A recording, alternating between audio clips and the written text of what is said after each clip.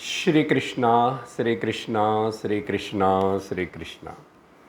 गुरुर्ब्रह्मा गुरुर्विष्णुः गुरुर्देवो महेश्वरः गुरुः साक्षात् परं ब्रह्म तस्मै श्री गुरवे नमः।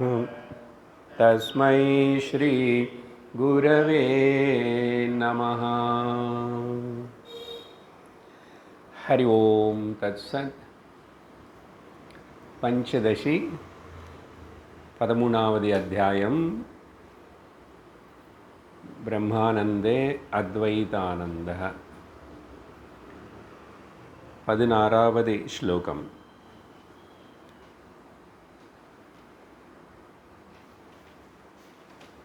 स्पन्दशक्तिश्च वातेषु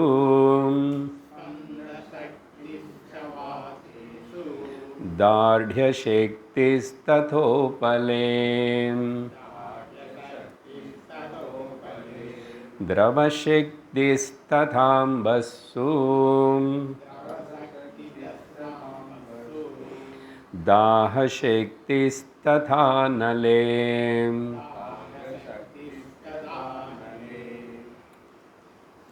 கடந்த சத்சங்கத்தில் இந்த ஸ்லோகம் வரைக்கும் நம்ம அர்த்தம் பார்த்தோம். கொஞ்சம் எக்கோ வருது. என்ன விஷயம் சுவாமி வித்யாரண்யா இங்கே விவரிச்சிட்ருக்காருன்னு சொன்னால்,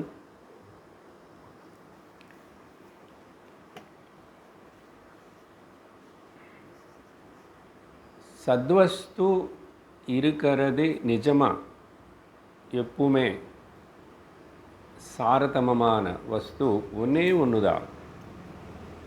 ஆனால் ஒன்றே பலதாக இருக்கிறது போல் காணப்படுறது. உதாரணத்துக்கு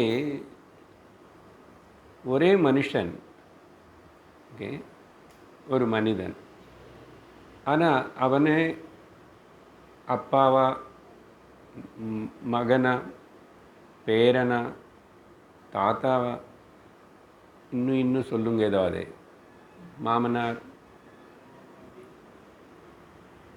இதெல்லாம் ஆட் செய்யப்பட்டது தானே. ஆனால் மனுஷன் மாறலை. எப்போ மனுஷனா அப்படியே ரிகக்னைஸ் பண்ணால் ப்ராப்ளம் இல்லை. மனுஷன் தனக்கு தான் ஆஸ் ஏ ஒரு மனிதனா ப்ராப்ளம் இல்லை. சிந்திச்சு பார்த்தா அதுக்கப்புறம் என மேலே இருக்கிற பல வகையான டைட்டில்ஸு, அந்தந்த பொறுப்புகள், அந்தந்த இன்ட்ராக்ஷன்ஸ் தான் ப்ராப்ளம். நல்லா யோசிச்சுங்க. இப்போவே உங்களுக்கு புரியும். அந்த நானுன்னு இந்த சரீரம் கூட எழுத்துக்கூடாது. நான் அதே இல்லை, சரீரம் எடுத்து மனுஷன் எடுத்தால் கூட பிரச்சனை இல்லை. நீ ஏதாவது பிரச்சனை, ஏதாவது ஆசை, ராகம், ஏதாவது துவேஷம், அது ஏதோ ஒரு உன்னுடைய ரோல்ஸ் நீ பண்ணுற வேறே அந்த டைட்டில்ஸ் இருக்கு பார்த்தீங்களா. நான் இப்போ லிஸ்ட் அவுட் பண்ணேன், அதுக்கு சம்மந்தப்பட்டு தான் இருக்கும். இல்லைன்னா பிரச்சனை இல்லை. அப்பாவாக இருந்தால் எனக்கு புள்ள மேல் ராகம், இல்லை நான் மருமகளாக இருந்த மாமியார் மேலே துவேஷம். ஸோ நான் மருமகளை நினச்சா ப்ராப்ளம் இருக்கு, நான் அப்பாவை நினச்சா அட்டாச்மெண்ட்னால ப்ராப்ளம் இருக்கு. இப்படி எல்லாம் ஏதாவது கேரக்டர் எடுத்துக்கோங்கோ, அந்தந்த நம்ம செய்கிற ரோல், இதெல்லாம் என்ன சொல்கிறோம், ஆடட், சேர்க்கப்பட்ட. ஆனால் நமக்கு அந்த சேர்க்கப்பட்ட பலதாக காணப்படுற நடுவில் வந்தது. ஆடிங் எப்படி ஆயிடுச்சு? நீ பிறக்கும்போதே அப்பாவாக இருக்கிறியா, நீ பிறக்கும்போதே இல்லை மாமனாராக இருக்கிற, எப்படி? ஒன்றும் இல்லை, நீயாக தான் இருக்க. அப்புறம் தானே ஆட் ஆயிடுச்சு, அதுக்கப்புறம் ஆட் ஆயிடுச்சு, அதுக்கப்புறம் போகிறதே எது சேர்க்கப்படுறதோ நடுவில் அது அப்புறம் போகும். உனக்கு கல்யாணம் ஆகலைன்னு நீ ஹஸ்பண்ட் இல்லை, இல்லை கல்யாணமாகி వైఫ్ இல்லைன்னா நீ அப்புறம் அந்த ஹஸ்பண்ட் అనేది போயிடுது. குழந்தைகள் பிறக்கலைன்னா நீ அப்பாவை இல்லை, குழந்தை பிறந்தாச்சு ஆனால் அவனுக்கு கல்யாணமே ஆகலை, நீ மாமனார் ஆகலை, மாமியார் ஆகலை. சிந்திச்சு பார்க்கணும். ஸோ அப்போது ஆடட் எதெல்லாம் சேர்க்கப்பட்டதோ, ஸோ சத்தியம் ஒன்றும் உண்மை ஒன்றும் பரமாத்மாவது ஆத்மாவது வாட் எவர் யூ சே அது ஒன்று தான். அப்போது அந்த ஒன்று கண்டுபிடிச்சி அதை ஞாபகம் வச்சுக்கணுமா, இல்லைன்னா நடுவில் சேர்க்கப்பட்ட இந்த விஷயங்களே நம்ம நினச்சி ஞாபகம் வச்சுக்கிட்டு கஷ்டப்படணுமா? பொதுவாக அஜ்ஞானத்தினால மனிதர்கள் நம்ம அந்த சேர்க்கப்பட்ட நடுவில் வந்த அந்தந்த நம்முடைய ரூல்ஸ் எல்லாத்தினால வாழ்க்கையில் துக்கம். அதனால தான் அதெல்லாம் யாரும் செஞ்சாங்க, எப்படி சரி இருந்து போட்டோம். ஆனால் அது எல்லாத்தையும் கிளைம் பண்ணி அதுக்கு ஒரு தனிப்பட்ட ஒரு அகங்காரத்தை உருவாக்கிட்டு, நான் அப்பானே ஒரு ஐடென்டிஃபிகேஷன், நான் மாமனாரன் ஐடென்டிஃபிகேஷன், நான் அந்த ஐடென்டிஃபிகேஷன் இதெல்லாம் யாரும் மனசு பண்ணுறது. இப்போ தூங்கும் போது அந்த மனசு எப்போது அது சைலண்ட் ஆகிறதோ ப்ராப்ளமே இல்லை. திரும்பி மனசு கிளம்பும் போது தான் இதெல்லாம் வரும். இதெல்லாம் வந்துச்சுன்னா ப்ராப்ளம் இருக்குது. என்ன புரிஞ்சுக்கணும் விஷயம் என்னென்னா, இது இங்கே அதுதான் பேசுகிறாரு. இங்கே பேசும்போது நம்ம யோக வாசிஷ்டர் ராமருக்கு இது இந்த மைண்டுன்னு என்ன, அது ஒரு சக்தி. என்னது? கல்பனா சக்தி, இமேஜின் பண்ணக்கூடிய சக்தி. ஒரு மனிதனுக்கு சொன்ன அதே பரமாத்மா இல்லை மொத்தத்தை சேர்த்து சொன்னது மாயா சக்தி அண்ணா. இப்போ அந்த மாயா சக்தினை விவரிக்கிறாரு. ஆனால் அந்த மாயாசக்தி இந்த மனசு இங்கே எப்படி சத்தியம் இல்லையோ கொஞ்சம் நேரம் இருக்கிறதுக்கு அதுக்கப்புறம் இல்லையே, தூங்கும் போது இல்லையே மனசு. அதே போல் தான் பகவானுடைய மாயாசக்தி தான் உலகம் காட்டுறது. அப்படி எல்லாம் சொன்னால் கூட அது பகவானுக்கு ஒன்றும் பண்ணல. ஒரு மனிதனாக என்னுடைய ரோல்ஸு என்ன ஒன்றும் பண்ணல. நிஜமாக நான் கிளைம் பண்ணால் ப்ராப்ளம் இருக்கு. அதனால் 14வது ஸ்லோகத்தில் இந்த வசிஷ்டரு இந்த விஷயத்தின்னு சொல்கிறாரு. எந்த ஒரு சக்தினால் இந்த ப்ரொஜெக்ஷன் ஏற்படுறது, அந்த ஏற்பட்ட கல்பனை ப்ரொஜெக்ஷன் அது எந்த சக்தினால் அது நிஜமனே தோணுறது நினச்சிக்கிறது அப்படின்னு சொன்னால் சமஷ்டி லெவலில் சர்வசக்தி అని பேர் கொடுத்தாரு. அது அப்புறம் இப்போ கிளியராக அது மாயான்னு சொல்லுவார். ஸோ சக்தினை பற்றி பேசுகிறோம். சக்தி எப்பவுமே சக்திமானு கூட தான் இருக்கும்னு கடந்த சத்சங்கத்தில் கேள்விப்பட்டிருக்கிறோம். சரி, அப்படி எல்லாம் சொன்னதுக்கப்புறம் ஹே ராமா 15வது ஸ்லோகத்தில் என்ன சொன்னாருன்னா, இப்படி பரமாத்மா அவருடைய சக்தினை சக்தி அது பிரகாசமாகணும், என்னோடய சக்தி வியக்தமாகணும்னு நான் நினைக்கும் போதும் அது கூட நான் ஐடென்டிஃபை பண்ணுறேன். மனசு கூட ஐடென்டிஃபை பண்ணலன்னா நிம்மதியாக இருக்கிறோம். எப்போது? தூக்கத்தில். அப்போ அந்த சக்தி இல்லாமல் நான் இல்லையா? நான் இருக்கேன். எனக்கு சக்தியும் இருக்கேன், எனக்குள்ளே தான் இருக்கேன். ஆனால் ஐடென்டிஃபை பண்ணி அது சத்தியம் அது முக்கியமான என்ன நான் மறந்துட்டால் ப்ராப்ளம் இருக்கேன். புரியுறதா? அப்போது சேத்தன ரூபமான நான் பிரம்மம் ஈஸ்வர பரமாத்மா பதில் நானே உபயோகப்படுத்துகிறேன். என்ன கடைசியில் அப்ளை பண்ண வேண்டியது இங்கே தான். ஆனால் இந்த இடத்துல பிரம்மணா இப்படி பேர், பரம் பிரம்மா இப்படி பேர். இது சொன்ன உடனே அது ஏதோ எங்கோ இருக்க பொருள் நினச்சிக்கிட்டே காலம் தள்ளக்கூடாது. சிக் சக்தி அது பிரகாசமாகணும்னே ஒரு சங்கல்பம் வந்துச்சு, ஒரு சின்ன சலனம் வந்துச்சுன்னா ஏ ராமா, அது இந்த சரீரம் மூலமாக அது வியக்தமாகிறது అని ஆரம்பித்தார் 15வது ஸ்லோகத்தில். சரீரேஷு உபலபியதே. அது எங்கே பார்க்கலாம்? எங்கேயும் பார்க்கலாம், எல்லா இடத்துலும் பார்க்கலாம். ஆனால் முக்கியமாக முதல்ல சரீரங்களுக்குள்ளே பாரு. அதனால இந்த சரீரம் வச்சுக்கிட்டு நடமாடுற இந்த மனுஷன் எக்ஸாம்பிள் தான் நான் முதல்ல இப்போ ஆரம்பித்தேன் உங்களுக்கு. எல்லா சரீரங்களும் அப்படி தான். மனுஷனுக்கு தான் முக்கியமாக இந்த ப்ராப்ளம்ஸ் எல்லாம் ஜாஸ்தி. மிச்ச சரீரங்களுக்குள்ளே அதிக கஷ்டம் இருக்குது, அதிக துக்கம் இருக்குது. நாய் கூட கல் வெட்டி வீசிட்டா வலி அடி கத்தும். பட் ஓரளவுக்கு தான். அதுக்கு மேலே இமோஷ்னல் டிபெண்டன்ஸ் அதுக்கெல்லாம் கிடையாது. மேஜர் ப்ராப்ளம்ஸ் அது எல்லாத்துக்கும் கிடையாது.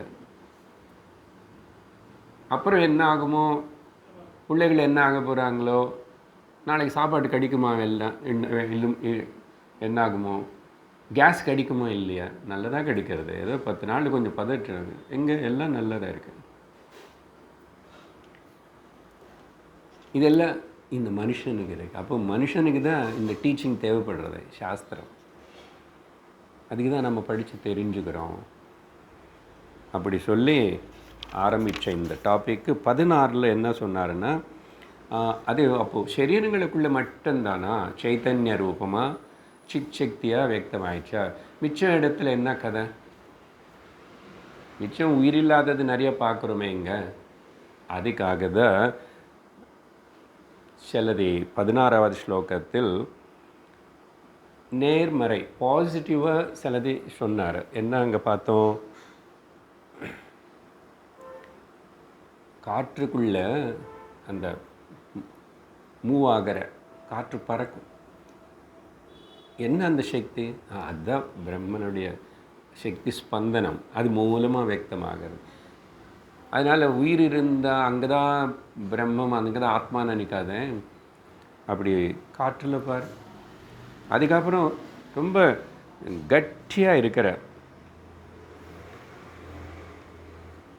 அப்படி கட்டித்தன்மை இல்லை, ஸ்ட்ராங் ஹார்ட்னஸ் இருக்க கல்லுக்குள்ள என்ன அது?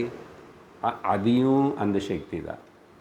என்ன புரிய வைக்கணும்னு அவர் ட்ரை பண்ணுறார் நமக்கு. என்ன அப்பா, இங்கே ஒரே ஒரு சத்தியம், அந்த சத்தியத்திலேயே இப்படி பலதான் அதுக்குள்ளே இருக்கிற அந்த சக்தினால் பலதாக வியக்தமாகிறது. ஆனால் இந்த வியக்தமாகிறது எதுவுமே நிஜம் கிடையாது. பாட்டம் லைன் அதுக்கு ஞாபகம் வச்சுக்கிட்டு போகணும். இப்போ அதுக்கு அவரே நல்ல உதாரணம் கொடுக்க போகிறாரு. அதுக்கப்புறம் திரவம் இருக்கு, ஜலம், அதுக்கு பிரவகிக்கிற மூமெண்ட் இல்லைன்னா லிக்விடிட்டி, அது ஏன் திரவமாக இருக்குது? அது திரவம், ஜலம் திரவமாக இருக்கிறதுக்கு என்னது அந்த சக்தின்னா நீ ஒத்துக்கணும், அவ்வளோதான். அந்த சக்தி என்னமோ எல்லாத்தையும் ஒரே சக்தி. ஆனால் இத்தனைக்குள்ளே எக்ஸ்பிரஸ் ஆகிற அந்த சக்தி இது வேறு அது வேறு இல்லை. நீ சயின்ஸ்ன்னு சொல்லி மாலிக்யூல்னு சொல்லி வாட்டர்ன்னு இப்படின்னு அதெல்லாம் சொன்னால் கூட, ஏன் இந்த மாலிக்யூல்ஸ் எல்லாம் இப்படி சேர்ந்த இது மட்டும் இப்படி லிக்விடாக இருக்கணும்? அந்த மாலிக்யூல்ஸ் எல்லாம் சேர்ந்து அதே கட்டியாக இருக்கணும்? அது ஒரு சக்தி, அவ்வளோதான். அது ஒரு எக்ஸ்பிரஷன், இது ஒரு எக்ஸ்பிரஷன். அப்புறம் கடைசியாக அக்னிக்குள்ளே இருக்கிற அந்த இருக்கிற சக்தி இருக்க பாரு, அது எப்படி இருக்குது? ஸோ இந்த மாதிரி நீங்கள் நிறைய இடத்துல பாசிட்டிவாக இப்படியெல்லாம் பார்க்கலாம். அடுத்ததாக எதிர்மறை நெகட்டிவாகவும் சிலதை காட்டி கொடுக்குறாரு. படிக்கிறோம் 17வது ஸ்லோகம்.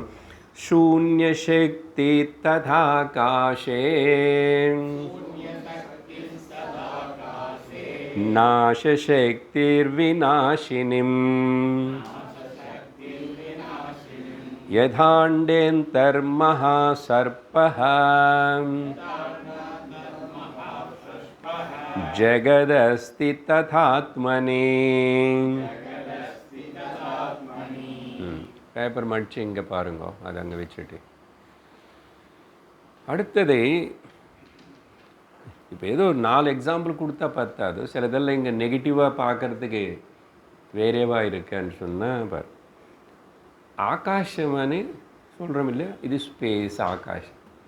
இந்த ஆகாசத்தில் ஒன்றும் இல்லை, இல்லாத தன்மை, த பவர் ஆஃப் ஆப்சன்ஸ்.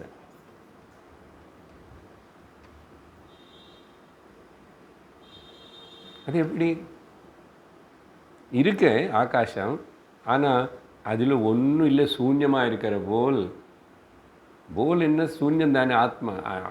எல்லாத்தையும் எடுத்துருங்கோ அந்த ஸ்பேஸில் வந்து. அதனால் அந்த ஸ்பேஸ்னு மட்டுமே பாரு. ஆகாயம் அண்ணா ப்ளூ கலர் பார்க்கக்கூடாது, மேகம் பார்க்கக்கூடாது, நட்சத்திரம் பார்க்கக்கூடாது, ஃப்ளாட்டு வீடு எல்லாம் பார்க்கக்கூடாது, மேலே பறக்கிற பறவை பார்க்கக்கூடாது, ஃப்ளைட்டு பார்க்கக்கூடாது. இந்த எம்டினஸ்ன்னு பாரு. இதுதான் கண்ணு திறந்து செய்கிற தியானம், ஓப்பன் ஐ மெடிடேஷன்.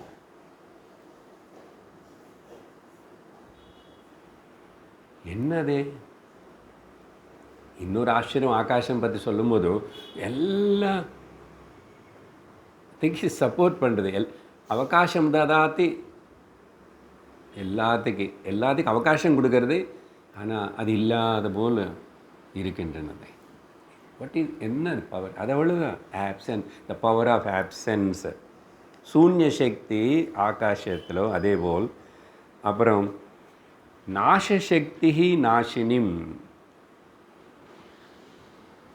நமக்கு தெரிஞ்சது எல்லாமே கிரமமாக காணாமல் நசிஞ்சு போயிடும். அதுதானே சத்தியம். இன்க்ளூட் நம்ம சரீரத்தோடு சேர்த்து. நீங்கள் ஏதாவது சொல்லுவீங்களா? ஒன்றும் சொல்லவே முடியாது.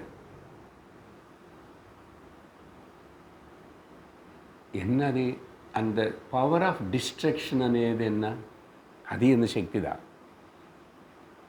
உதாரணம் சொல்கிறவங்களுக்கு, இப்போ மேங்கோ சீசன் கொஞ்சம் நல்ல காயாக இருக்கிற பெரிய பங்கினி பல்லி ஒரு காயை கொண்டு வந்து அப்படியே டைனிங் டேபிள் மேலே வைங்கோ, அப்படியே பார்த்துட்ருக்கோம். சாப்பிடக்கூடாது. இல்லை சார், நாளான்னைக்கு சாப்பிடாத, வேற வச்சுக்கோ சாப்பிட்றது. ஒன்று மட்டும் எக்ஸ்பெரிமெண்ட்டுக்கு வச்சுக்கோ. ஒரு நாள் 2 நாள் 3 நாள் பார்த்துட்டு இருந்த கலர் மாறிடும், நல்லா மணக்கும். அது பங்கினிப்பள்ளி தான், மாம்பழம் தெரியும், எல்லாம் தெரியும், அப்படியே இருக்கட்டும். ஓகே, கொஞ்சம் கொஞ்சம் கருப்பாய் புள்ளி வரும், அதுக்கப்புறம் சுருங்கி போயிடும், அதுக்கப்புறம் இன்னும் கட்டி போயிடும், தானாகவே ஓட்டையாயிடும். உள்ளேருந்து பூச்சி வரலாம், வெளியிலேருந்து பூச்சி ஏதாவது பண்ணலாம். ஃபங்கஸ் மேலே வேறு இன்னொரு ஃபங்கஸ் எல்லாம் வந்துட்டு அது பக்கத்தில் இருந்தால் நமக்கு கொஞ்சம் நஷ்டம், அதனால தூக்கி போடுறோம். நீ எதுவுமே பண்ணாமல் அப்படியே இருக்கட்டும், அது மண்ணில் மண்ணாகி போயிடுவேன்.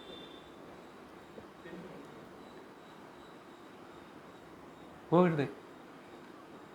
என்ன அந்த ப்ராசஸ்?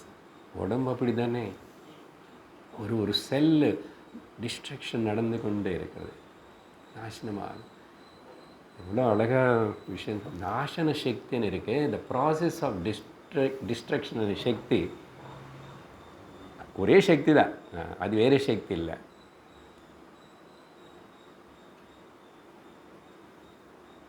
அந்த ஒரே சக்தி பராசக்தி. இதெல்லாம் இப்போது கிராஸாஸ் பார்த்துட்ருக்குறோம் இங்கே வெளியில். கொஞ்சம் அடுத்தது சட்டில் மனசுக்கு போவார். மனசு சொல்லும் போது கடந்த சத்சங்கத்தில் பேச்சு வந்துச்சு எனக்கு, இச்சாசக்தி, ஞானசக்தி, கிரியாசக்தி, ஸ்வரூபிணி நமஹ. இத்தனை சொன்னாலும் ஒரே சக்தி தான். பிரம்மம் எப்படி ஒன்றோ, பிரம்மத்தினுடைய சக்தியும் ஒன்று தான். இப்போ நான் எனக்கு இருக்கிற பல வகையான டேலண்ட்ஸு, ஏதாவது ஒருத்தருக்கு ஒரு மாதிரி ஜாஸ்தி இருக்கும். சில பேர் ஒன்றில் ரொம்ப நல்லா முன்னேறுவான் இருக்கல. நமக்குள்ளே எல்லோரும் வேறு எல்லாருக்குள்ளேருந்து எல்லா ஃபேக்கல்ட்டிஸும் வியக்தமாகலை. ஆனால் அந்த ஃபேக்கல்ட்டிஸ் அந்தந்த திறமைகள் இது முன்னாடி இல்லை, வந்துச்சு நடுவில், அப்புறம் போயிடும். பிடி உஷா இப்போ ஓட முடியுமா என்ன? நடக்கவே முடியாது. அப்புறம் யாராவது ஆகட்டும், எவ்வளோ பெரிய பாடுறவங்களாகட்டும், நாட்டியம் ஆடட்டும், ஆக்டர் ஆகட்டும், ஏதாவதாகட்டும், டிஸ்ட்ராக்ஷன் ஸ்வபாவம் அது கச்சிதமாக நடக்கும். இது கேட்கும்போதே நமக்கு வைராக்கியம் வரணும். அப்போது எதுன்னு நான் நம்பக்கூடாது, எது மேலேயும் சாஞ்சிக்கூடாது. அதுக்கு தான் இது கதை சொல்கிறதுக்கு இல்லை. இன்னொன்று, ஒரு முட்டைக்குள்ளே பாம்பு முட்டை எடுக்கிறார். பாம்பு முட்டை எவ்வளோ சைஸ் இருக்கும் நம்ம நிறைய பேர் பார்த்துருக்க மாட்டோம். சில வாட்டு ஜூவில் அங்கே ஏதோ காணப்படும். இட் டிபெண்ட்ஸ் அப்பான் தி ஒரு இதுக்கு. எல்லா பாம்பும் ஒரு சைஸ் இல்லையே, மலை பாம்பு வேறு. அது இவர் மகா சர்ப்பன்னு சொல்கிறாரு. சரி, மகா சர்ப்பமனே அந்த பெரிய ஸ்னேக் அனகொண்டான்றான், இல்லை பைத்தான் மலைப்பாம்பு பெருசார். இவ்வளோ முட்டை முதல் நீங்கள் பார்க்கும்போது இல்லை உடைச்சி பார்த்தா கூட இவ்வளோ பெரிய பாம்பு அதுக்குள்ளே நின்று வரும் இருக்குமானி ஊகிக்க முடியுறத. அதேபோல் அண்டே அந்த மகாசர்பா, இங்கே அண்டமணி சர்ப்பம் கொடுத்தாரு. சாந்தோக்கிய உபனிஷத்து ஏதாவது கொஞ்சம் கேள்விப்பட்டிருந்தால் இந்த விஷயத்தினை சொல்கிறதுக்கு குரு அங்கே எவ்வளோ பிரயத்தனம் பண்ணி சிரமப்பட்டு சிஷ்யனுக்கு 9 எக்ஸாம்பிள்ஸ் சொல்லி 9 வாட்டி அந்த அது நீதான் అని சொல்லிட்டு தத்துவமசி ஸ்வேதகேதுன்னு சொல்லும்போது இங்கே அண்டமன்னா எந்த ஒரு பெரிய அரச மரம் இல்லைன்னா அது என்ன பேனியன் ட்ரீ, அதோடைய பழமெல்லாம் இவ்வளோ குட்டியாக இருக்குமா, ஒரு பழத்துக்குள்ளே குட்டி குட்டி குட்டி குட்டி அந்த கடுகு போல் சீட்ஸ் இருக்கும். இதெல்லாம் கண்ணுக்கு தெரியுறதாங்க. கண்ணுக்கு தெரியாமல் கூட பாக்டீரியா வைரஸ் அது ஒரு அண்டமன்னா ஒரு எக்குன்னு ஸ்டார்டிங் பாயிண்ட்டு. நம்ம எல்லோரும் கூட அம்மா வயத்தில் அப்படி தானே. ஸ்திரீக்கு உள்ள நொந்து வர அந்த ஸ்ரோணித்தம் அதுக்கு பேர் பீஜம் அண்டமன்னு தான் சொல்லப்படுது.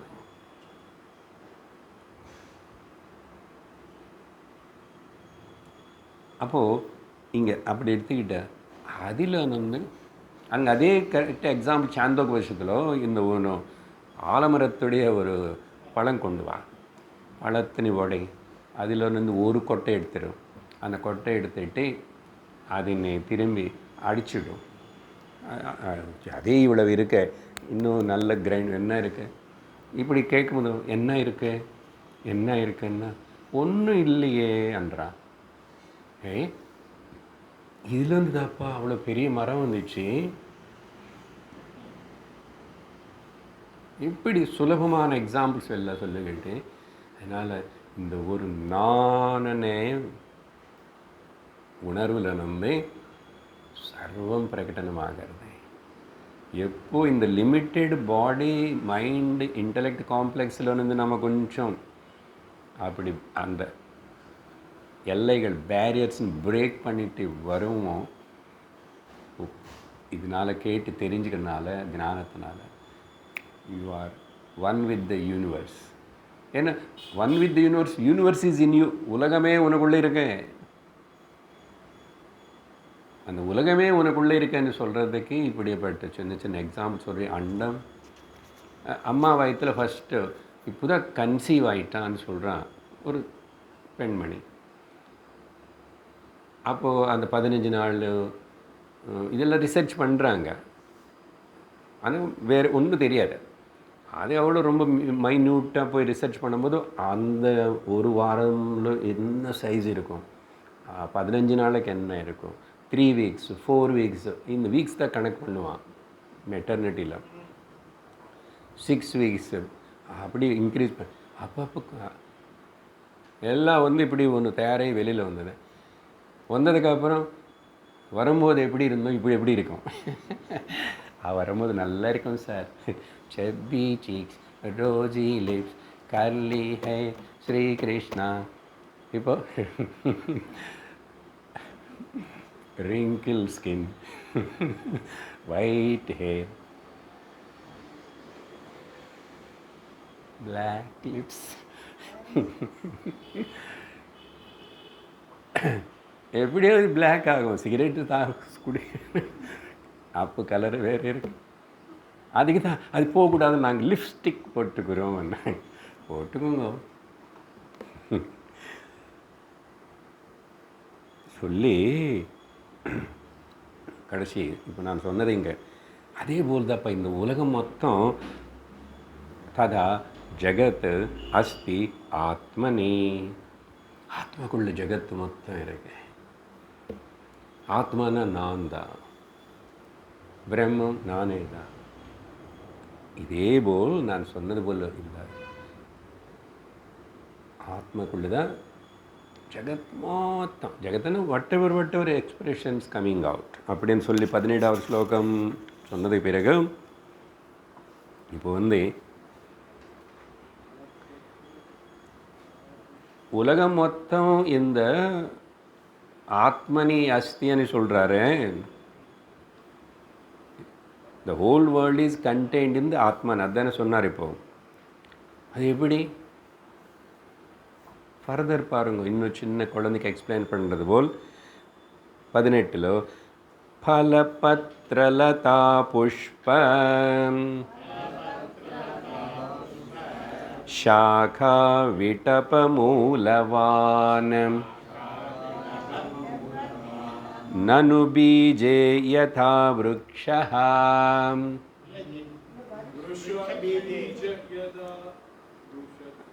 நான் இங்கே இருக்கிறது படிக்கிறேன், அதில் ஏதாவது கொஞ்சம் பிரிண்டிங் மேபி ஒரு வார்த்தை இப்படி வந்திருக்கலாம். அப்படியே நனு பீஜே யதா விருக்ஷः ததேதம் பிரம்மணி ஸ்திதம். ஏதாவது பிரிண்டிங் டிஃப்ரெண்ட் ரீடிங் இருந்திருக்கலாம், ஆனால் அர்த்தம் அதே தான் வரும். என்ன உதாரணம் கொடுக்குறாருன்னா, அதான் பழம், இலை, பிரான்ச்சஸ் இல்லை கொடி, அப்புறம் புஷ்பம், இதெல்லாம் வருதே. அதான் அதுக்கு தான் முன்னாடியே சொல்லிவிட்டு சாந்தோகோபனிஷத்து ஆலமரம் கொட்டை. அதுக்கு வேறு என்ன பிரான்ச்சஸ்ஸு, ஒரு வேறு வருது, ஒன்று அப்படி பில்லர் மாதிரி சப்போர்ட் பண்ணிவிட்டு அது யார் ஒன்றும் தொடலைன்னு அது பாட்டுக்கு அது வளர்ந்துட்டே போயிட்டுருக்கோம். மூலம் ஒருவேளை காலத்தில் நாசனமானால் கூட இது எது மூலம் எதுன்னு சொல்லி அந்த மெட்ராஸில் ரொம்ப வருஷம் இருந்தது. இப்போ கூட அதுக்கு தான் அடையாறு ஆலமரம். நாங்கள் சின்ன வயசுலேருந்து அது கேள்விப்பட்டு அது ஒன்றும் எல்ஐசி, இது ரெண்டும் பார்க்கணும். இப்போ எல்ஐசியா நத்திங். நம்ம ஊரில் இருக்குது, இங்கே இத்தனை மாடி வச்சுட்டாங்க. 17, 23, 14ன்னா பெரிய அது பார்க்குறது போகும். அப்போ அந்த காலத்தில் கொஞ்சம் எலவு பண்ணி லிஃப்ட்டில் போகிறது கூட ஏதோ வச்சுருக்காங்க. அதே போல் தான் அடையார் ஆலமரம். இப்போ என்ன இருக்கோ எப்படி என்ன தெரியல, ஆனால் போர்டு இருக்கும். அதே சரி, எனி விருட்சம் எடுத்துக்கோங்க, எக்ஸாம்பிள் இப்படி சொல்லி அப்படி. ஸோ பாருங்க எவ்வளோ ஆச்சரியமாக இருக்கு. இங்கே நனுன்னா not question or indeed, what a wonder. இப்போ எப்படி இந்த ஒரு பீஜத்துக்குள்ள இதெல்லாம் இப்படி இருக்கின்றனதோ விருக்ஷா, அதே போலுதான் இதம் பிரம்மணி ஸ்திதம். ஜகத்து மேலே சொன்னார, மரத்துடைய எக்ஸாம்பிள் கொடுத்தார். சரியா? அதுக்கப்புறம் அடுத்தது ஒரு வர ஸ்லோகங்கள் எதுக்கு அப்படின்னு சொன்னால், இந்த பிரம்மனுடைய பவர்ஸ்ன்னு சொன்னோம். இப்போது பவர்னால் என்ன, சக்தினி எக்ஸ்பிரஷன்ஸ் இப்படி தான் व्यक्तமாகிறதுன்னு சொன்னோம். இது வேறு பவர்ஸ் இருக்கா, இல்லை அந்த பவரே ஒன்றும் முதல் எங்கேருந்து ஆரம்பித்து அது எப்படி வளரும், அதோடைய ப்ரொஜெக்ஷன் வளர்ந்துட்டே இருக்கும். இப்போ தான் கொஞ்சம் சட்டில் மனசு கெட்ட வருவார். வெளியில் எக்ஸாம்பிள்ஸ் எல்லாம் இவ்வளோ சொன்னோம். சப்ஜெக்டிவாக வரணும்னா நமக்கிட்ட வரணும். அப்போ மனசு பற்றி சொல்லும்போதும் எந்தெந்த இடத்துல வேறு வேறு மாதிரி இந்த சக்தி வியக்தமாகிறது எப்படின்னா பல வகையாக பல காலம் தேசம் வஸ்து மூணுத்தின் பேஸ் பண்ணி டிஃபரன்ஸ் இருக்கும். தேச கால வஸ்துதா நிறைய time space and object wise அங்கெங்கெங்கே அந்த எக்ஸ்ப்ரெஷன் வேறு வேறாக இருக்கும். அதனால் இது சொல்லி மாளாது. ஆனால் சொல்கிறது கொஞ்சம் உனக்கு இதெல்லாம் பேசிட்டா நல்லா இருக்கும். பொதுவாக கதை சொன்னால் குழந்தைக்கு தூக்கம் வரும். குழந்தைக்கு கதை ரொம்ப பிடிக்கும். இப்போ சொல்ல போகிறார் வசிஷ்டர் நமக்கு, சரியா? கதை சொல்லும்போது குழந்தை கேட்டு கேட்டு அதுக்கப்புறம் கொஞ்சம் தூக்கம் வந்துடும். ஆனால் நமக்கு வேதாந்தம் கேட்டால் தூக்கம் வரும். நமக்கு கதை கேட்டால் அப்புறம் இப்படி எல்லாம் சொல்லும்போது கொஞ்சம் உஷாராக இருப்போம். அது உல்டாவாக இருக்கு. இப்போ அதுக்காக சொல்கிறார் 19 क्वचित् काचित् कदाचित्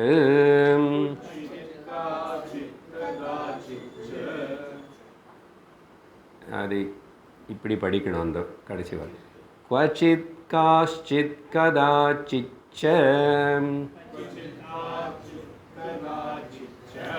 तस्माद्युत्यन्ति शक्तयः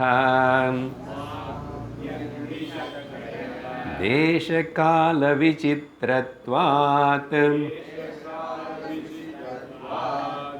ஸ்மாதலாதிவசாலயः. பார்த்தீங்களா? தேச கால வஸ்து சேர்த்துக்கணும். நம்ம மேலே சொல்லும்போது பார்த்தா क्वचित् काचित् कदाचित् அப்படின்னா அதுதான் அர்த்தம். ஒரு தனிப்பட்ட இடத்தில் தனிப்பட்ட காலத்தில் தனிப்பட்ட விதமாக வஸ்து. ஸோ क्वचित् काचित् कदाचित्னா தேசகால வஸ்து.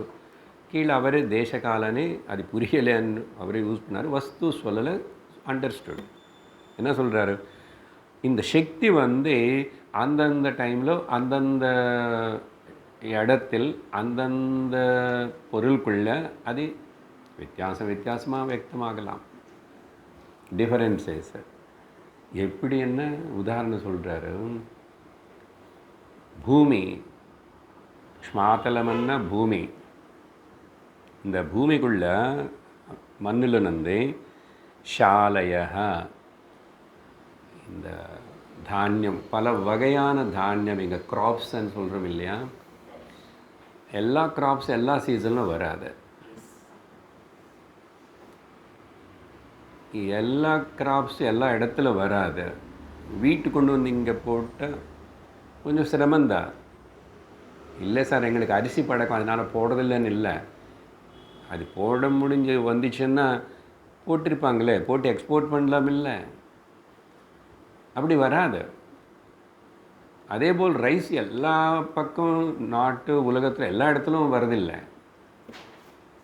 ஏன் இந்த வித்தியாசம்னா அந்த சக்தி அந்த இடத்துல அந்த காலத்தில் அது இப்போது ஒரு இடத்துல கூட பார்த்தா கூட இந்த சீசனில் தான் இந்த க்ராப்பு போடணும், இந்த சீசனில் தான் இந்த பர்டிகுலர் தானியத்துக்கு லாய்க்கு, அதெல்லாம் விவசாயதாரனுக்கு சகஜமாக தெரியறது அனுபவத்தில். அது சொல்கிறது தான் இங்கே. அதே போல் தான் இந்த சக்தி கூட தேசகால வஸ்து மேலே ஆதாரப்பட்டு பல விதமாக வியக்தமாகும். இதேபோல் இவ பூமி மண்ணிலிருந்து பலதெல்லாம் எப்படி சீசன் அங்கே அதே பூமியில் தானே மாமரம் அங்கே தான் இருக்க, நம்ம வீட்டில் தான் இருக்க. அதே ஒரு சீசன் வந்ததுக்கப்புறம் தான் வருது. அதை காலம் என்றோம். அதே மாமரம் தான். அதுக்கப்புறம் அதுலேயே வெரைட்டி இருந்துச்சுன்னா சிலது வேறே மாரி. புஷ்பங்கள் பாருங்கள், எல்லா புஷ்பங்கள் எல்லா சீசனில் வராது. ஒன்றுக்கு ஒன்று அப்பா எவ்வளோ வெரைட்டி, எவ்வளோ வகை. இப்படி தான் இந்த உலகத்தில் கூட அப்படி நடக்கிறதுன்னு சொல்லி ஓ யோக வாசிஷ்டத்துலேருந்து அவர் இதெல்லாம் இவ்வளோ சொல்லியிருக்குமே என்ன சொல்கிறாருன்னா, இந்த மாயாசக்தி இவ்வளோ சொல்லி எல்லாம் சொன்னால் இது முதல்ல என்ன ஆரம்பித்தோம் நம்ம ஒரு ப்ரொஜெக்ஷன் தான், இமேஜினேஷன் தான். அப்போ எதுக்கு இவ்வளோ சொன்னீங்கன்னு மாதிரி உனக்கு கதை சொல்லணும். கதை சொன்னால் தானே தூக்கம் வராமல் இருக்கும் சத்சங்கத்தில். நேராக பிரம்மே பேசிகிட்டு இருந்தா தூக்கம் பிரம்மமாவதே. ஆனால் அதான் குழந்தைக்கு கதை சொல்கிறதுல ஒரு அர்த்தம் இல்லை. எது சொன்னால் அது ஒன்றும் கேள்வி கேட்காது. அந்த சொல்லிட்டு அப்படியே சொல்லும். எக்ஸாக்ட்லி அந்த உதாரணம் எடுத்துகிட்டு ஒரு கதை சொல்ல போகிறார் வசிஷ்டர். அதனால் தூங்கக்கூடாது. சரியா? தூங்க மாட்டேங்க. ஆதௌ மனஸ்ததனுபந்த விமோக்ஷ திருஷ்டி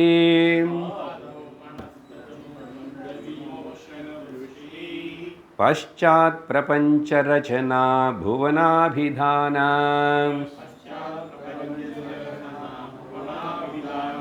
இத்யாதிகா ஸ்திதிரியம் ஹி கதா பிரதிஷ்டாம் ஆख्यायिका शुभग बालजनोदितेव. ராமா இந்த டிஸ்கிரிப்ஷன் இல்லை தெரியல. இங்கே இருக்கிறது நான் படிக்கிறேன். இப்போ அது நான் வெரிஃபை பண்ணல. அட்ஜஸ்ட் பண்ணிக்கோங்க. ஸ்லோகமே பார்க்க வேண்டாம். என்ன பாருங்க. இல்லை எக்ஸ்ட்ரா ஸ்லோகம் இருக்கா? அதே நம்பர் மாறும். 20 தான். சாரி. 20 படிக்கலை. கரெக்டு தான். அம்மா சொல்கிறது கரெக்டு தான். நான் நேராக இங்கே பக்கத்தில் எக்ஸாம்பிளுக்கு வந்துட்டேன். கரெக்ட். 20வது ஸ்லோகம். ச ஆத்மா சர்வகோ ராமா நித்யோதித மகாவபுஹோ என்மனாங்கமனநீம் சக்திம் தத்தே தன்மன உச்சதே. நல்லது இருக்கு, ஞாபகப்படுத்திட்டீங்க. இல்லைன்னு நான் அப்புறம் பார்ப்பேன். அப்போ தெரியும் இது நான் விட்டுட்டேன்னு. இப்போ நல்ல கரெக்ட் லைனில் ஒரு ரொம்ப முக்கியமான ஸ்லோகம். தேங்க்யூ. ச ஆத்மா எது ஆத்மான்னு சொல்கிறோமோ, பரபிரம்மம் பிரம்மன்னு சொல்கிறோமோ, ச ஆத்மா சர்வகராமா எல்லா இடத்துல இருக்க. இங்கே இல்லைன்னு சொல்ல முடியாது. அது நித்திய உதித்த மகாவபுகு. இது ஒரே இது. என்ன அர்த்தம்னா, எப்பவுமே இருக்கிற, எல்லா இடத்துலும் இருக்கிற, அதோடைய ஸ்வபாவம், ஸ்வரூபம். நித்திய உதித்த மகாவபுகன்னா, வபுகன்னா சரீரம் ஆக்சுவலாக சம்ஸ்கிருதத்தில். ஆனால் இங்கே ஆத்மாவுக்கு சரீரம் எங்கே இருக்கு? ஆத்மாவுக்கு உருவமே இல்லையே, அவயங்கள் இல்லையே, அங்கங்கள் கிடையாது. ஆனால் ஜஸ்ட் ஒரு யூசேஜுக்காக எல்லா இடத்துக்கும். இப்போ பகவானை பற்றி சொல்லும் போது விஸ்வம் விஷ்ணுர்வ ஷட்காரம்னா, நமக்கு எட்டாதனால உனக்கு நல்ல அழக சங்க சக்கர கதா பத்மதாரி, அழகான கிரீட்டம் வச்சிருக்கிற, தாமரை கண்கள் இருக்கிற, மகர குண்டலங்கள் இருக்கிற, கௌஸ்தவ மணி இருக்கிறன்னு இப்படி வர்ணனம் பண்ணி உனக்கு சொல்லும் போது ஊகிச்சுக்குவேன். நீ பார்க்குறதெல்லாம் கடவுள் தாப்பான்னு அப்படி சொல்லாதுங்க சுவாமி. பார்க்குறது எல்லாமே கடவுள் தான்.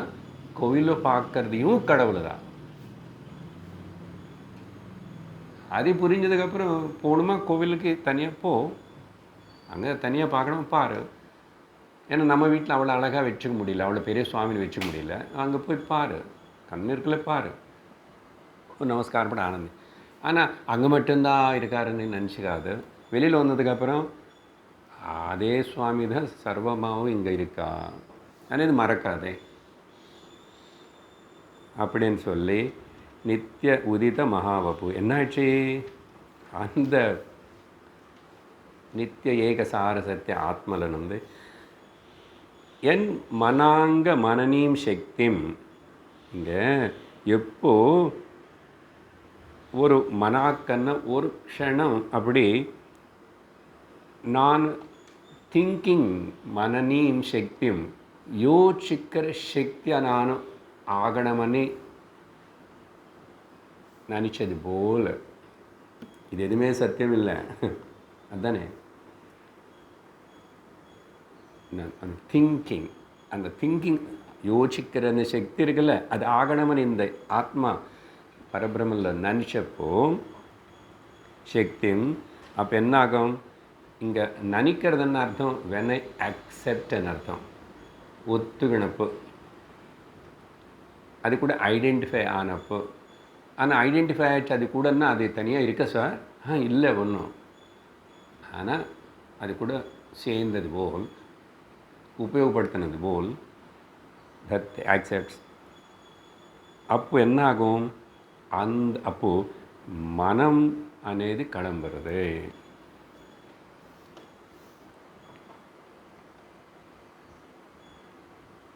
தூங்கி எழுந்திரிச்ச உடனே சுத்த சைத்தன்யம் சர்வத்திர வியாபிச்சிருக்கிற அரூபமான சாட்சி சேச்சன் நான் வந்து முதல் சரீரத்து கூட ஒரு ஐடென்டிஃபிகேஷன் அது எங்கே வந்துச்சு ஐடென்டிஃபிகேஷன் எப்படி மனம் ஆல்ரெடி அங்கே அந்த சக்தி ஒன்றும் ஃபேக்கல்ட்டி இருக்கு அது அப்படியே அது கூட தொடர்பு வச்சுக்கிறது தத்தே యాక్సెప్ట్ பண்ண அப்போது அந்த మనస్సు அதுக்கப்புறம் ஸோ మనస్సు అనేది ஒரு థింకింగ్ ఫ్యాకల్టీ అనేది அது ஒரு சக்தி அது எனக்குள்ளே தான் இருக்கே என்னோடது தானே மனசு என்னோடது தானே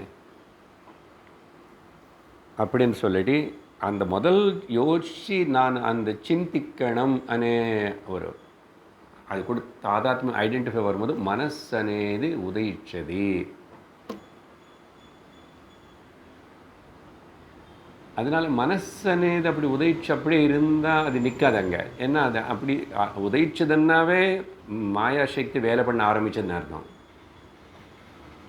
மாயாசக்தி வேலை பண்ண ஆரம்பிச்சதுன்னு அர்த்தம் அதுக்கப்புறம்தான் என்ன ஆகும் அதுக்கப்புறம் எல்லாமே கிளம்பும் அந்த கிளம்புற விஷயந்தான் அடிக்கடிக்கு அதுதான் சொல்கிறது தூங்கும்போது எதுவுமே இல்லை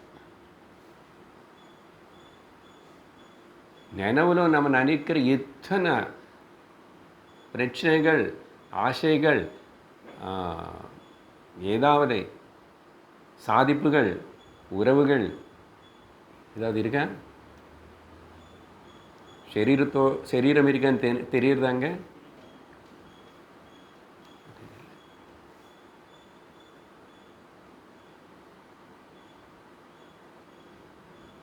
அப்போ மனம் கிளம்பும்போது எல்லாமே வருது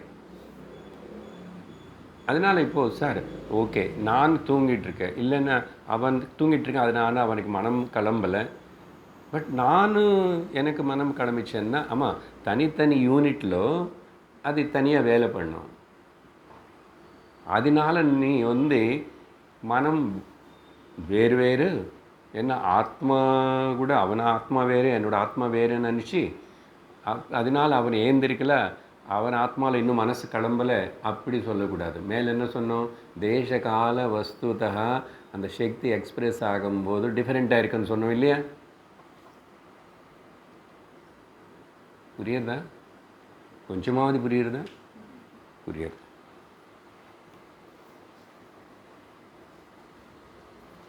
அப்படி சொல்கிறார் சரி இப்போது அடுத்த ஸ்லோகங்களுக்குள்ள சொல்கிறேன் இது படிச்சுட்றோம் 21 என்ன புஸ்தகத்தில் இப்படி பெருசாக இருக்கேன் அப்படி படித்தாச்சு இல்லை நம்ம இப்போது படித்தாச்சு வேண்டாம் நேராகவே எக்ஸ்பிளைன் பண்ண அதுக்கப்புறம் என்னாச்சு அந்த மனசு வந்ததுக்கப்புறம் ராமர்னு வந்து இதெல்லாம் கேட்குறதுக்கு உட்காந்து நீ அப்படி தூங்காமல் ஸ்ரத்தையோட கேட்குற பாரு ஹே சுபகா అని கூப்பிடுறார் ராமர்னு. சுபகான்னா நல்லா குடுத்தி வச்சிருக்கிறவனே. பஞ்சதசி கேட்குற? நான் பஞ்சதசி ஆரம்பித்தப்போ முதல்ல அங்கே யாரோ ஒருத்தர் இங்கே பஞ்சதசி கிளாஸ் கூட எடுக்கிற. பஞ்சதசியா? யாரும் சொல்லித்தர மாட்டாங்க. அசல் யார் படிப்பாங்க? யாருக்கு புரியும் அது? அது வேறு பெருசு. நம்ம சுவாமிஜி கூட அங்கங்கே அப்பப்போ ஒரு சாப்டர் வைஸ் எடுப்பார். பட் அவர் அந்த வர க்ரௌடு அந்த வீக் டேஸு 7 ஹவர்ஸில் அது டிஃப்ரெண்ட்டாக இருக்கும். வேகமாக போவார்.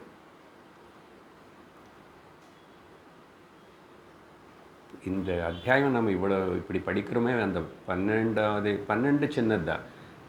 அது எங்களுக்கு அவர் ஆசிரமத்தில் படிக்கும்போதும் ஒரு 7-8 கிளாஸில் முடிச்சுடுவார். அப்புறம் நீ திரும்பி படித்து புரிஞ்சுக்கணும். எவ்வளோதான் சொல்லித்தர முடியும் 2 வருஷத்தில்? அதனால் எதுக்கு இது சொல்கிறேன்னா, நீங்கள் இந்த பெருமை, இந்த அவார்டு உங்களுக்கு வேறு யாருக்கு கிடைக்காது. அதில் இவ்வளோ சத்சங்கத்தில் இவ்வளோ கேட்குறதே உங்கள் குலத்தில், உங்கள் வம்சத்தில் யாருக்கு கிடைச்சிருக்காது பாருங்க.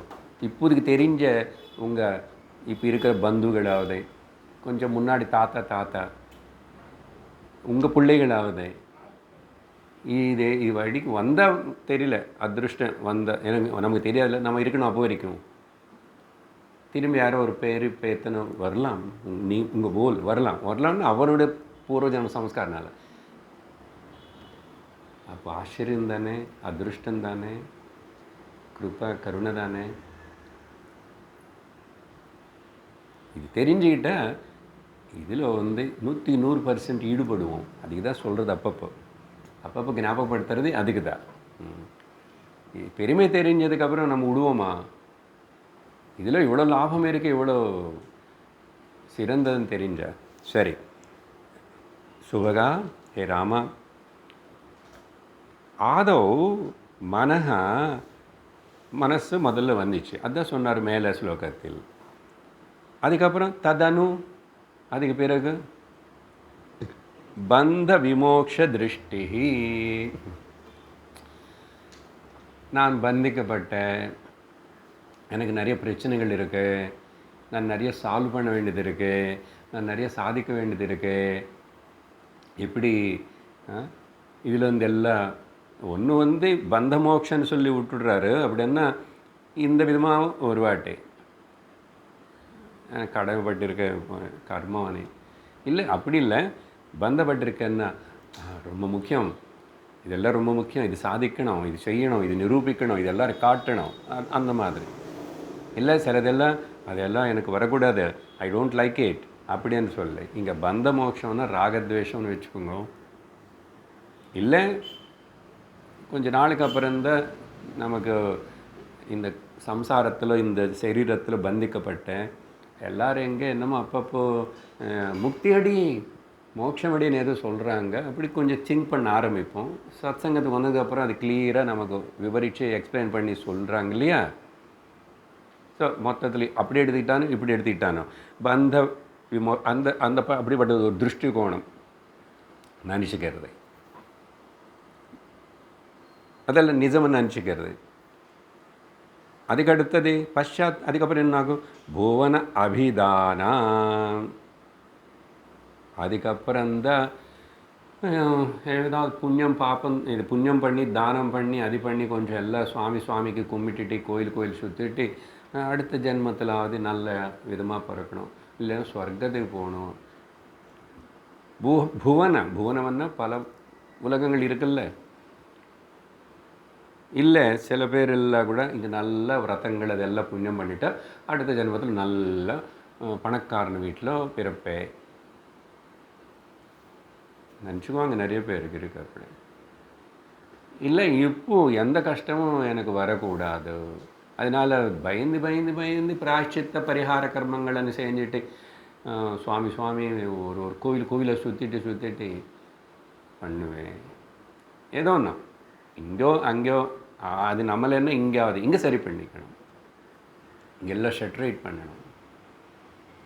இப்படி அதுக்கு என்ன பிரபஞ்ச ரச்சனா, பல வகையான அவனவனுக்கு ஒரு உலகம்,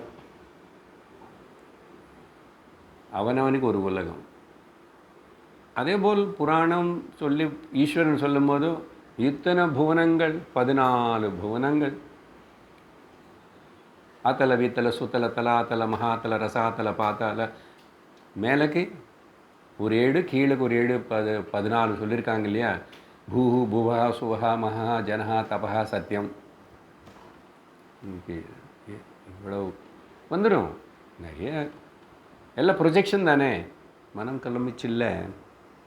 அதுக்கு வந்ததுக்கப்புறம் ஈயம் இதெல்லாம் ஆனதுக்கப்புறம் என்னாச்சு, இதெல்லாமே நிஜம். பிரதிஷ்டாம் ஸ்திதிஹி இயம். பிரதிஷ்டாமன்னா நமக்கு ஒரு இதெல்லாம் சத்தியம் சார், உண்மை சார். அதனால தான் நீங்கள் சொல்கிறது கொஞ்சம் நான் ஏற்றுக்க தவிர 100% ஏற்றுக்க முடியாது. 100% ஏற்றுக்க முடியலன்னா உனக்கு பலம் பூர்ணமாக கிடைக்காது. நிறைய பேருக்கு இந்த ஒரு ஹட்டில் ட்ராபேக் தடம் 20-30 வருஷம் கேட்டால் கூட, ஒரு மகாத்மா குரு கூட சாநித்தியில் இருந்தால் கூட, அந்த அக்ஞானத்தின் அப்படி குரு சொல்கிறாருன்னு ஊட்டி கொடுக்கணுன்னா பெரிய தபஸ் தான். அதனால சில வாட்டி இன்னொரு ஜென்மம் கூட தேவைப்படும். என்ன சேர்த்து வச்ச அழுக்கு அக்ஞானம் அப்படி இருக்குது. ஏன்னா நேற்று சபரி கதை சொன்னோம். சபரி போல் எனக்கு ஒன்றும் தெரியாதுன்னு சொல்லியிருந்தால் அந்த ஜென்மத்தில் முடிஞ்சிருக்கும். ரொம்ப சிஸ்டமேட்டிக்காக படித்து அவங்க எல்லோரும் என்னென்னமோ வாங்கி போயிட்டான். இந்தம்மா எனக்கு ஒன்றும் தெரியாது, எனக்கு ஒன்றும் தெரியாது, நீங்கள் தவிர எனக்கு யாரும் இல்லை, தெரியாது என்ன. அப்படி இருக்கிறவனுக்கு கொடுத்தா இந்த ஞானம் வரும். எனக்கு நிறைய தெரியும், நான் அப்பப்போ அதெல்லாம் கேட்டிருக்கேன், இது கேட்குறேன், அப்போ அது கேட்குறேன், இது கேட்குறேன், எல்லாம் செய்கிறேன். அப்போ I feel my self, I know many things, I am listening many things. வழி தவறுவீங்க. இந்த ஃபர்ம் கமிட்மெண்ட் வரலைன்னா இங்கே இந்த வித்யா போதன விதானம், இந்த பத்ததி, இந்த சிஸ்டமேட்டிக் டீச்சிங் மேலே உங்களுக்கு சரியான ஒரு மதிப்பு இல்லை, பிடிப்பு வரலன்னா நீங்கள் you are wasting your time. ஒரு விதத்தில் அது நீங்கள் தான் கிளியர் பண்ணிக்கணும். ஏன்னா எத்தனை வருஷம் இருப்பே தெரியல, கம்ப்ளீட் ரிஜெக்ஷன் பண்ணக்கூடிய ஞான நிஷ்ட ஃபர்ம்னஸ் வந்துச்சு, அந்த கன்விக்ஷன் இருக்கா இல்லை இப்போ இங்கே சொல்கிற போல் இன்னும் அது இது பிடிச்சிக்கிட்டு தொங்கிட்டு இருக்கிறோமா? யார் டிசைட் பண்ணுவான்? நான். அதனால் இப்படிப்பட்ட ஒரு ஃபர்ம் கன்விக்ஷன் நமக்கு என்னன்னா, இந்த இல்லாதது எல்லாத்தையும் நிஜமானு சொல்லிட்டு அதுக்கு ரொம்ப முக்கியத்துவம் கொடுத்துட்டு அதில் ஈடுபட்டுட்டு கன்வின்ஸ் ஆகிருக்கிறோம். இப்போ அந்த கன்விக்ஷன் மொத்தத்தில் உடைக்கணும். கஷ்டந்தான், சாஸ்திரத்துக்கு கஷ்டந்தான், சொல்லிக் கொடுக்குற குருவுக்கு கஷ்டந்தான். பட் அப்படி இருந்தால் கூட வேறு வழி இல்லையே, இதுதான் வழி. சரி, அப்படி சொல்லி இதுக்காக உண்மையாக கதா பாலஜன உதித்த இது ஆக்கியாயக்க இதெல்லாம் இவ்வளோ சொல்கிறோமே. இப்போது எதுக்கு இது என்ன சொல்கிறேன்னா, இதெல்லாம் ஒரு குழந்தைக்கு சொல்கிற ஒரு கதை போல், ஆக்கியாயிக்கான கதை போல் அப்படின்னு சொல்லி இப்படி கதை சொல்ல ஆரம்பிக்கிறாரோ. கிடுகிடுன்னு 5-6 ஸ்லோகம், 22 26 வரைக்கும் கதை நல்லா இருக்கும். சரியா படிப்போம் 2-3. அப்படிப்பட்ட ஒரு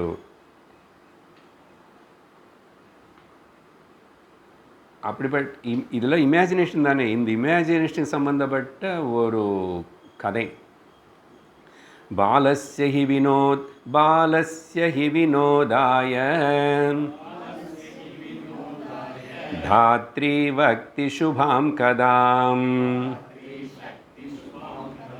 क्वचित् सन्ति महाबाहो राजपुत्रास्त्रयः शुभाः. பொதுவாக கதைன்னு சொன்ன உடனே ஒரு காலத்தில் ஒரு ராஜா இருக்கார் அப்படி சொன்னதானே குழந்தைக்கு பிடிக்கும். சின்ன வயசில் நம்ம எல்லோரும் அப்படி, இப்போ எப்படின்னு தெரில. இவனுக்கு ஆமாம் ஒன்ஸ் அப்பான் எ டைம்னு சொல்லணும். ஒரு ராஜா ராணி இருக்கார், ஆமாம் அது சொல்லணும். ராஜா ராணி கதைன்னா எல்லா இடத்துலையும் ஃபேமஸ்ஸு சின்ன வயசில். சரி, ட்ரெடிஷ்னலாக பாட்டிமார்கள் இருந்த இங்கே தாத்ரி என்றார். தாத்ரி அண்ணா ராஜபுத்திரர்கள் ஒரு 3 பேர் அழகான குழந்தைகள் இருந்தாங்கோ. ராஜபுத்திரனால ராணிக்கு அந்த அளவுக்கு டைம் இருக்காது அவங்களுக்கு கதை சொல்லி தூங்க வைக்கிறதுக்கு. அதுக்காகவே தனியாக ஒரு சர்வெண்ட் மெய்டு, தாத்ரி அண்ணா மெய்ட் சர்வெண்ட். ராணிக்கு கதெல்லாம் தெரியுமோ இல்லையோ, எவ்வளோ தெரியும் நமக்கு, கொஞ்சம் பேர் தெரியும் உங்களுக்கு, கொஞ்சம் பேருக்கு. இப்போ காலேஜில் ஐடி படித்து அது படித்தான அந்த பொண்ணு குழந்தைக்கு என்ன கதை சொல்லும், டேப்பு கொடுத்தோம். இல்லைன்னா இதோ மிக்கி மவுஸ் பார், இதுக்கு மேலே ஏதோ சொல்லித்தர முடியுமா? துருவன் கதை சொல்ல முடியுமா? பிரகலாத கதை சொல்ல முடியுமா? சபரி கதை சொல்ல முடியுமா? சேலஞ்சு கேட்டு பாருங்கள். உங்கள் குழந்தைகள் யாராவது நீங்கள் அந்த காலத்தில் சொல்லி இருந்தால் அதுக்கப்புறம் அவங்க அது ஞாபகம் வச்சுருந்தா அவங்களும் அது சொல்லிக் கொடுக்குற போல் இருக்கிற சூழ்நிலை நாட்டில் இருந்தால் அங்கங்கே நாட்டில் இருந்து என்னென்னமோ பார்த்துக்கிட்டு என்னென்னமோ நடந்து கொண்டு இருக்கும்போது where is the time and சொல்கிறதுக்கு. குழந்தை வளரும், எல்லோரும் வளருவான். சரி, தாத்ரி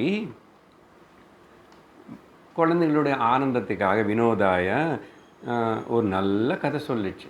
சுபாம் கதாம் பக்தி என்ன சொல்லிச்சு? ஹே மகாபாவோ ராமா, அந்த தாத்ரி அந்த சர்வெண்ட் மேட் சொன்ன கதை நான் சொல்கிறேன் உனக்கு. கொச்சித்து ஒரு காலத்தில் ஒரு சமயத்தில் 3 பேர் அழகான ராஜகுமார்கள் இருக்காங்க. அப்புறம் அதான் குழந்தை. அப்புறம் இப்படியோ द्वौ न जातौ तथैकस्तु गर्भ एव न च स्थितः वसन्ति ते धर्मयुक्ताः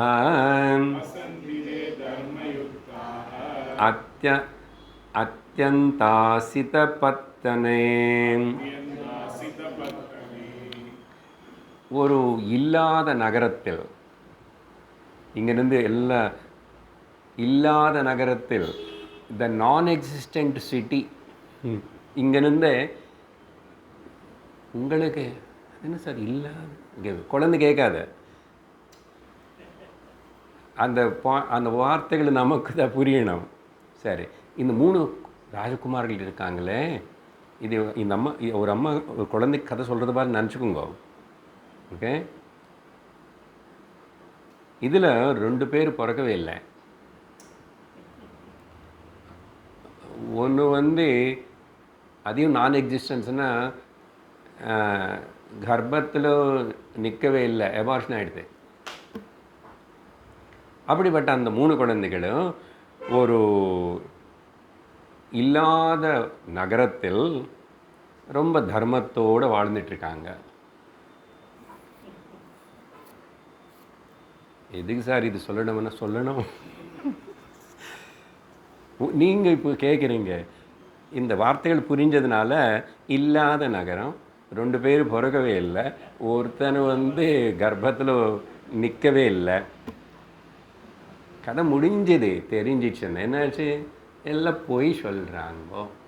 இப்படி போய் சொல்லி குழந்தைக்கு கதை சொல்லலாமான்னா, can we say the lies to the children anna because they have to lie down. You can say the lie and make the children to lie down. இது சொல்கிறதுல பர்பஸ் ஒன்றும் கிடையாது. சரியா? கதை அதோடு நிற்கலை. ஓகே, ஒரே ஒரு ஸ்லோகம் படிக்கிறோம். அப்புறம் என்ன ஆச்சு? இது குழந்தைக்கு சொல்லி பாருங்கோ, குட்டி குழந்தை. இந்த காலம் குழந்தைக்கு இல்லை, இந்த காலம் குழந்தை வந்து அது ரொம்ப அட்வான்ஸ்டாக இருக்கு. ஆனால் என்ன அட்வான்ஸ்டு, கடைசியில் எங்கே போய் நிற்கும்? எங்கே போய் நிற்கும் தெரியாது. அதனால்தான் உலக படிப்பில் எவ்வளோ அட்வான்ஸ்டாக இருந்தால் கூட ஆந்தரிகமான படிப்பில் ஒரு ஜீரோவாக இருப்பான். அது சரியில்லைன்னு இது வேஸ்ட்டு.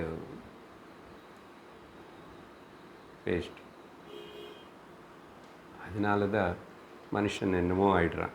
சரி, அப்படி சொல்லி ஸ்வகீயாச்சூன்ய நகராத் நிர்கத்ய விமலாஷயாः கச்சந்தோ ககனே விருக்ஷாத் தத்ருஷு பலசாலினः. இப்படிப்பட்ட இந்த 3 ராஜகுமாரர்கள் விஷால விமலாஷயாக, ரொம்ப சுத்தமான மனசு இருக்கிற ராஜகுமாரர்கள். அப்புறம் அவங்களுடைய அந்த நகரத்தில் வந்து ஸ்வகீயாம், என்ன ஸ்வகீயாம், சூன்ய நகராத்தை இல்லாத அவங்க அந்த நகரத்தில் இருந்து அவங்க கிளம்பி நிர்கத்திய கச்சந்தா ககனே, அப்படி ஆகாஷంలో பறந்து போகிறாங்க. ஆகாஷంలో பறந்து போகிறாங்க. இந்தியன் ஏர்லைன்ஸ் இல்லைன்னா இண்டிகோ ஏதாவது ஓகே ஃப்ளைட்டில் ஏறிட்டாங்கன்னு வச்சுக்கணும். நிர்கத்திய அது சரி, போனால் அப்படி போனால் போட்டோம், ஆகாசத்தில் போகிறாங்க. அங்கே ஆமாம் நிறைய பூச்செடிகள் தோட்டம் எல்லாம் பார்த்தாங்களாம். அதுக்கப்புறம் சும்மா எக்ஸ்ட்ரா சொல்கிறேன், அந்த போகிற விமானத்தில் வந்து அந்த ஜன்னல் வழியாக கையை வெளியில் வச்சுட்டு அந்த பூக்கள் எல்லாம் பெருக்கிட்டாங்க. அப்புறம் ஒருத்தன் வந்து அதில் வந்து அப்படியே குதித்து வெளியே போயிட்டு பழம் மாங்கம் மாம்பழம் எல்லாம் பறிச்சுட்டு வந்து திரும்பி உள்ளே உட்காந்துட்டான். அப்படியா? சொல்லு சொல்லு பாட்டி சொல்லு. சூன்ய நகராத்து நிர்கத்திய கச்சந்தः ககனே, எங்கே எல்லாம் நிறைய ஃப்ரூட்ஸ் இருக்கிற பெரிய தோட்டம் பார்க்குறாங்க. அந்த விருட்சங்கள் எல்லாத்தையும் பார்த்தாங்கோ. அப்புறம் கேளு, இன்னும் இருக்கு. பவிஷ்யன் நகரே தத்ர ராஜபுத்ராஸ்த்ரயோபி தே சுகமத்யஸ்திதாः புத்ரன் மிருகயா வியவஹாரிணः. அந்த குழந்தைக்கு சொல்கிறேன்ல கதை, புத்ரா மை டியர் சைல்டு, கதை கேட்குறியா? கேட்குறேன். இந்த ராஜகுமாரர்கள் 3 பேருமே வந்து அதுக்கப்புறம் என்ன பண்ணாங்க, தத்திர இல்லாத ஒரு நகரத்துக்குள்ளே போனாங்க. இல்லை, பவிஷ்யம் என்றார் பாருங்க, வார்த்தைகள் எப்படி இருக்கு. பவிஷ்யம்னா அப்புறம் உருவாக போகிற ஒரு நகரத்துக்குள்ளே போனாங்களாமா. பவிஷ்யத் நகரே அத்ய, அந்தப்படிப்பட்ட ஃப்யூச்சரில் உருவாக்கப்பட போகிற நகரத்துக்குள்ளே போயிட்டாங்கோ. போயிட்டு அங்கே மிருகயா வியவஹாரிணா, ரொம்ப அழகாக வில் எடுத்துக்கிட்டு எல்லா மிருகங்கள்னு ஹண்டிங் பண்ணுற அந்த விளையாட்டில் ஈடுபடுறாங்கோ. அங்கிருந்து அப்படி சுகமமாக வாழ்ந்துட்டுருக்காங்க. ஹாப்பியில் சுகம் ஸ்திதாக. வசிஷ்டர் இப்போ தாத்ரேதி கதிதா ராமாம் பாலகாख्यायिका शुभाம் நிச்சயம் சயயௌ பாலஹ நிர்விசாரணயா தியா. இந்த தாத்ரி சர்வெண்ட் மேய்டு சொன்ன இந்த அழகான கதை இருக்கு. ஏ ராமா, இது வந்து நிச்சயம் செய்யையோ பாலகா, எது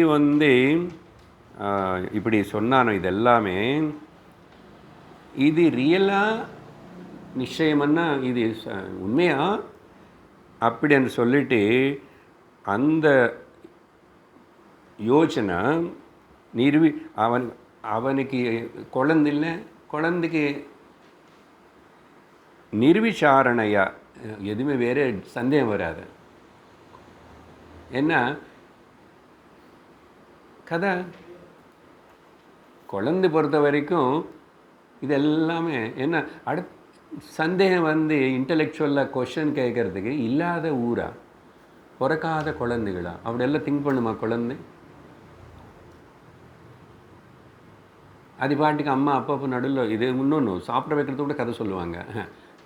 ஆக்காட்டும், அப்புறம் சொல்லணும், முடிங்கிடும், அப்புறம் தூங்க வைக்கிறதுக்கு கதை சொல்லணும்.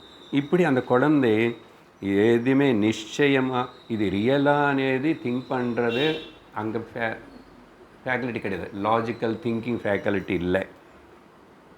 அப்படின்னு சொல்லி இந்த வசிஷ்டர் கடைசியாக அந்த சர்வெண்ட் மேய்டு சொன்ன கதை பற்றி சொல்லி, சரி இப்போ என்ன தான் சொல்ல வரணும், என்ன சொல்ல வரீங்க, இது கன்க்ளூட் பண்ணுவார் அடுத்த ஸ்லோகத்தில். நம்ம அடுத்த வாரம் பார்ப்போம். கன்க்ளூட் பண்ணி ஸ்லோலி இந்த மாயா விஷயமே இவ்வளோ எக்ஸ்பிளைன் பண்ணின்னா கடைசியில் இது ஒரு கதை தான். கதை தவிர இங்கே எதுவுமே சத்தியம் கிடையாது. ஆனால் இப்போது சத்சங்கம் முடிச்சுட்டு போய் வெளியில் செருப்பு போட்டுக்குங்க, எல்லாம் சத்தியமாக மனசு காட்டும். அதுக்கு தகுந்த போல் நம்மளும் சரீரம் நடக்கும். ஆனால் மனசில் மறக்காமல் இருக்கிற சத்தியத்தை மறக்காமல் இருக்கிற மனிதனும் ஜீவன் முக்தன், ஞானி. மேலும் அடுத்த விஷயங்கள் அப்புறம் பார்ப்போம்.